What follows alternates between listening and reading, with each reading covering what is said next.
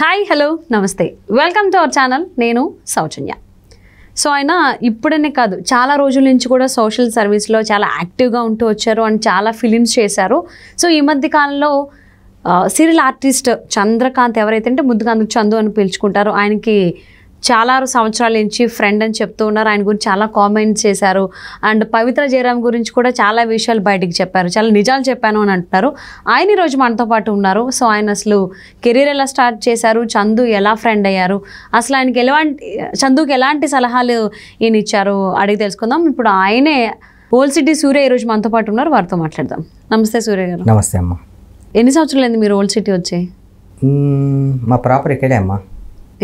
ఇక్కడే పుట్టి పెరిగారు మీరు? అంటే యాక్చువల్లీ మా అమ్మ నాన్న రాయలసీమ, అసలు అక్కడ ఉండేటోళ్ళు. పెళ్ళి అయిపోయిన తర్వాత ఇక్కడ వచ్చేసారు. 40 years అవుతుంది ఐ థింక్.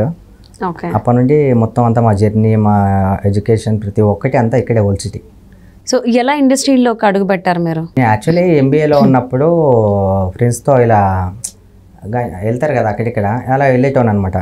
ఫస్ట్ తాలికట్టు శుభవేళ అనే సీరియల్ అక్కడ అవుతుండే.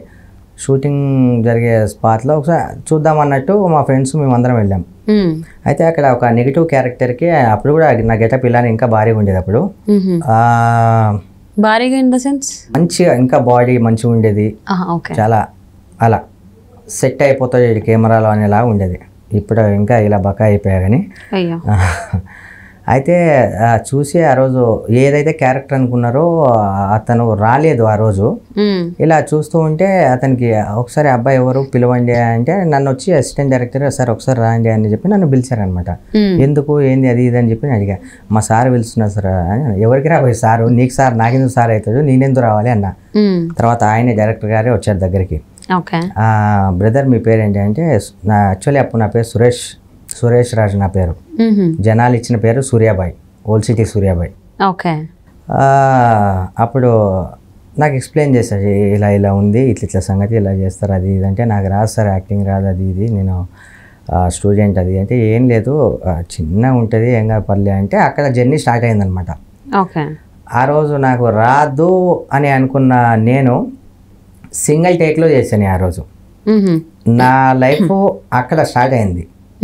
అక్కడ నుండి అలా అలా అలా అలా అలా ఇక వాళ్ళే ఇక ఆపర్చునిటీ అవ్వడం, ఇక దాని తర్వాత ర్యాంప్ వాక్స్ అవి చేయడం, మోడలింగ్ కూడా నేను చేయడం, ఇక అలా జర్నీ అలా స్టార్ట్ అయింది. అప్పుడు మరి అనుకోకుండా మీరు ఈ ఇండస్ట్రీకి వచ్చారు కదా, యాక్టింగ్ ఇండస్ట్రీకి.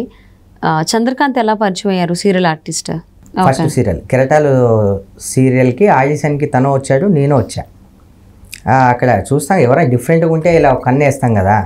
అప్పుడు కూడా చాలా డిఫరెంట్గా ఏదో ఒకటి మన దగ్గర ఏదో ఒక స్పెషాలిటీ ఉండాలి, ఏదైనా ఒక కొత్తదనం చూపించాలి అలా అనమాట నేను.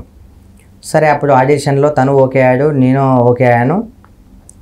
తనకి నెగిటివ్గా క్యారెక్టర్ పడ్డది అనమాట.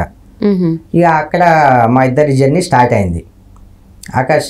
దాని తర్వాత స్వాతి చినుకులు అలా సీరియల్స్ చేసుకుంటూ వచ్చిన ఫ్రెండ్షిప్ మొత్తం మంచి బాండింగ్ ఏర్పడ్డది. అప్పటికే లవ్ మ్యారేజ్ చేసుకున్నాడు, 2 పిల్లలు ఉన్నారు, చాలా బాగుండే మంచి ఫ్యామిలీ. పెళ్ళికి వెళ్ళారా? వెళ్ళలే అండి, వెళ్ళలేదు. నాకు వేరే వర్క్ ఉండే, కొంచెం మా ఇంట్లో కూడా కొంచెం వేరే ఇన్సిడెంట్ జరిగిండే, పెళ్ళికి వెళ్ళలే. చాలా మంచిగా సాగిపోతుండే వాళ్ళ కుటుంబం. వాళ్ళ భార్యతో చాలా బాండింగ్ ఉండేది, ఆ పిల్లలతో చాలా మంచిగా ఉండేటోడు. లొకేషన్లో కూడా చాలా జెన్యూన్ వ్యక్తి, మంచిగా మాట్లాడే వ్యక్తి, ఏదన్నా ముక్కుసూటితనం, చిన్నపిల్లల మనస్తత్వం, ఎవరికి చేయని మనస్తత్వం, చాలా గుడ్ పర్సన్. అలా ఉన్న వ్యక్తి మరి ఇప్పుడు ఈ న్యూస్ ఇది అసలు జీర్ణించుకోలేకపోతున్నాం నేనైతే. యాక్చువల్లీ 2 years నుంచి కొంచెం మేము దూరంగా ఉంటున్నాం. మధ్యలో ఈ విషయాలు తెలిసిన రూమర్స్ అవి తెలిసిన తర్వాత రూమర్సా కావా అని చెప్పి నేను అడగడం జరిగింది. వాళ్ళు డైరెక్ట్గానే ఏదన్నా మనం చేయాలి కానీ దానికి కొన్ని లిమిట్స్ ఉంటాయి, లిమిట్స్ క్రాస్ అవ్వద్దు. ఎవరైనా, నేనైనా ఇంకెవరైనా. ఇప్పుడు లిమిట్స్ క్రాస్ అయ్యారా? లిమిట్స్ క్రాస్ అయినందుకే ఇంత జరిగింది. అందులో ఒకటి మీ మీడియా వాళ్ళు కూడా ఎంత చూపించాలో ఏ టాపిక్నైనా అంతే చూపించాలి, ఎంత జరిగిందో అంతే చూపించాలి. జరిగిన దానికన్నా ఎక్కువ చూపించడం మీ మీడియా వాళ్ళని కూడా నేను ఖండిస్తున్నా. నన్ను తప్పుగా అనుకున్న పర్లే, నన్ను క్వశ్చన్ చేసిన పర్లే, లేదు నన్ను కిందికి దింపేసినా పర్లేదు, ఎందుకంటే మీ మీడియా తలుచుకుంటే ఎంత పైకైనా తీసుకెళ్తుంది, ఇంత కిందికైనా దింపేస్తుంది. అవును, నేను ఒప్పుకుంటా. ఉన్నవి ఉన్నట్టుగా రాయండి, చూసింది చూసినట్టుగా రాయండి. ఇంకొంచెం మీ రేటింగ్స్ కోసం ఇంకా 4 ఎక్కువ రాయకండి, 4 ఎక్కువ చూపించకండి. ఓకే, ఇది కూడా అతనికి చెప్పే వాళ్ళు కూడా పాటిస్తే ఇంకా బాగుంటుందేమో కదా. 100% చెప్పేవాళ్ళు కూడా పాటిస్తే చాలా బాగుంటుంది. కానీ వాళ్ళ జర్నీ అలా స్టార్ట్ అయింది. ఓకే, అసలు ఎన్ని సంవత్సరాల పరిచయం మీకు చంద్రకాంత్? 10 years. 10 years నుంచి 10 years నుంచి పరిచయం ఉండి వాళ్ళ పెళ్ళి ఎప్పుడైంది? 8 years అవుతుంది అనుకుంటా. ఓకే, 8 years అవుతుంది. సో ఎప్పుడైనా మిమ్మల్ని కలిసినప్పుడు కానీ ఎప్పుడైనా ఈ పవిత్ర జయరాం గురించి మీతో షేర్ చేశారా? షేర్ చేయడం ఏంటంటే తను ఉంటాడు అక్కడ సికింద్రాబాద్, నేను ఓల్డ్ సిటీ. లొకేషన్స్ ఎక్కువ మా ఏరియాలోనే ఉన్నాయి. నార్సింగ్, గండిపేట్, ఇక్కడ లొకేషన్స్ చాలా ఉన్నాయి. అక్కడ నుండి ఇక్కడ వచ్చేటప్పుడు తను మా ఇంటికి వచ్చి కాఫీ ఏదన్నా తినే ఉంటే తిని ఆయన కార్లోనే కొద్ది రోజులు ఆయన కార్లోనే మేము ట్రావెల్ చేసాం. ఒక 45 days ఇద్దరం కలిసే వెళ్ళేటోళ్ళం. నా ముందే ఫోన్లో మాట్లాడేటోడు చెల్లెలతో. చాలా మంచిగా బుజ్జి కన్నా శిల్పతోనా? ఫ్రెండ్ భార్య చెల్లెలే కదా. అదే ఇక్కడ శిల్పనా పవిత్ర గారు ఇద్దరు ఎవరా అని చెప్పి నేను క్లారిటీ కోసం అడిగా. చెల్లి అనగానే మీరు ఎవరిని చెల్లి అనుకుంటారో మాకు తెలియదు కదా. పవిత్ర చెల్లి ఎందుకు అవుతుంది, పెద్ద ఆంటీ అయితే. సో అందుకనే ఆ క్లారిటీ కోసమే అడిగా. శిల్ప చెల్లె గురించి మాట్లాడుతున్నా నేను. పవిత్ర అంటే నేను బోకు అంట, అర్థమవుతుందా? పవిత్ర అని నేను బోకు అంట, చెల్లెలు అని శిల్ప అని అంటున్నా. చాలా బాగా మాట్లాడే వ్యక్తి. అంటే బాగా మాట్లాడితే చెల్లి అంటారు, మాట్లాడకపోతే బోగని తిడతారా ఆడవాళ్ళని? బాగా మాట్లాడకపోతే అక్రమ సంబంధం పెట్టుకుంది కాబట్టి బోకు అంటున్నా, భార్య కాబట్టి చెల్లె అంటున్నా. ఓకే, మా ఫ్రెండ్ను కూడా వేస్ట్ గాడు అని అంట. ఎందుకంటే అంటే మీ ఫ్రెండ్ చందు చిన్న పిల్లోడేం కాదు కదా, పసిబాలుడేం కాదు కదా, ఏమి తెలియని నాలెడ్జ్ లెస్ పర్సన్ అయితే కాదు కదా. ఆ అమ్మాయి మీద నోటుకొచ్చింటే అలా మాట్లాడడానికి మీరు ఏమని మాట్లాడడానికి? ఇప్పుడు ఒక పదం వాడారు కదా ఆడవాళ్ళ గురించి, పవిత్ర గురించి, పవిత్ర గారి గురించి. నేను మళ్ళీ కరెక్ట్ చేసుకుంటున్నా. పవిత్ర గారిని ఏమన్నారు నేను ఇప్పుడే విన్నా, నా కళ్ళ ముందే అన్నారు. I don't want to repeat that word. Okay, నేను ఆ వర్డ్ ని రిపీట్ చేయాలనుకోవట్లేదు. ఆ వాడిన పదం ఎందుకు అని అంటే మీ ఫ్రెండ్ ఏం చిన్నపిల్లవాడేం కాదు, మా ఫ్రెండ్ చాలా ముద్దుగా చాలా క్యూట్ గా తిట్టారు కదా. పవిత్ర గారి పరిచయం కాక ముందు వ్యక్తి గురించి నేను మంచి అని మాట్లాడా. పవిత్ర గారు కలిసిన తర్వాత జరిగిన సన్నివేశాల గురించి వాడు తప్పు చేశాడు, సరే వాడిని కూడా బోకు అని అంటున్నా.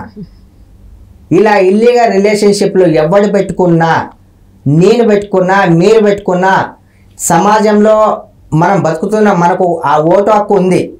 సమాజం ఓటు వేసాం కాబట్టి ఒక రాజకీయ పరంగా సరే జడ్జిమెంట్ ఏమో ఇచ్చేసింది, లివింగ్ రిలేషన్షిప్ ఎవరితో ఎవరైనా పెట్టుకోవచ్చు అని ఒక సర్టిఫికేట్ ఇచ్చేసింది. ఇచ్చినంత మాత్రాన అందరూ బోకెవరాలు చేస్తా అంటే కరెక్ట్ కాదు.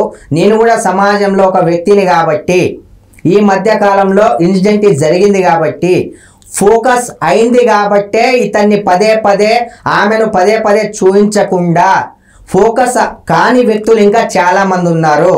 ఆ బొక్కలోంచి ఎలకల్ని బయటికి తీసుకొని రావాలని చెప్పి మీరు మీడియా వాళ్ళని నేను రిక్వెస్ట్ చేస్తున్నా.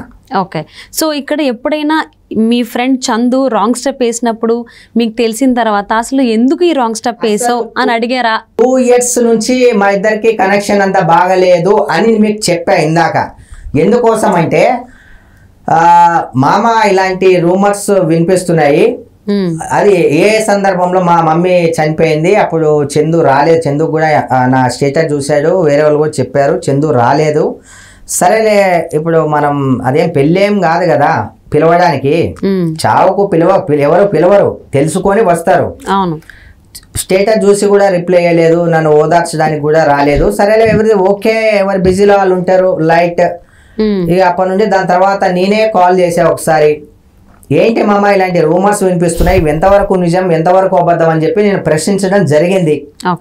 జరిగినప్పటి నుండి నన్ను కొంచెం ర్యాష్ గా మాట్లాడా. మామ అవన్నీ జరుగుతూనే ఉంటాయి కదా, నువ్వు నిజమని ఎలా నమ్ముతున్నావు అంటే, నేను నిజమని నేను నమ్మట్లేదు మామ, చాలా మంది ఇలా రూమర్స్ క్రియేట్ చేస్తున్నా, మరి రూమరా లేకపోతే నిజంగానేనా అని నేను అడిగా.